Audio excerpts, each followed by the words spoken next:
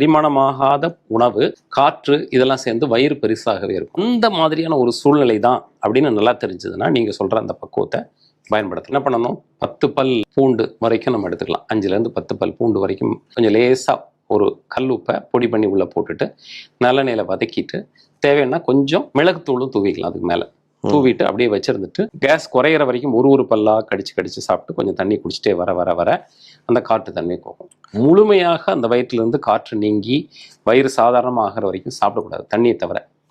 செரிமானமாகாத உணவு, காற்று இதெல்லாம் சேர்ந்து வயிறு பெருசாகவே இருக்கும். இந்த மாதிரியான ஒரு சூழ்நிலை தான் அப்படின்னு நல்லா தெரிஞ்சதுன்னா நீங்க சொல்ற அந்த பக்குவத்தை பயன்படுத்த என்ன பண்ணணும், 10 பல் பூண்டு வரைக்கும் நம்ம எடுத்துக்கலாம். 5லேருந்து 10 பல் பூண்டு வரைக்கும் கொஞ்சம் லேசா ஒரு கல் உப்பை பொடி பண்ணி உள்ள போட்டுட்டு நல்லெண்ணெயில வதக்கிட்டு தேவைன்னா கொஞ்சம் மிளகுத்தூளும் தூவிக்கலாம். அதுக்கு மேல தூவிட்டு அப்படியே வச்சிருந்துட்டு கேஸ் குறையிற வரைக்கும் ஒரு பல்லா கடிச்சு கடிச்சு சாப்பிட்டு கொஞ்சம் தண்ணி குடிச்சிட்டே வர வர வர அந்த காற்று தன்மை போகும்.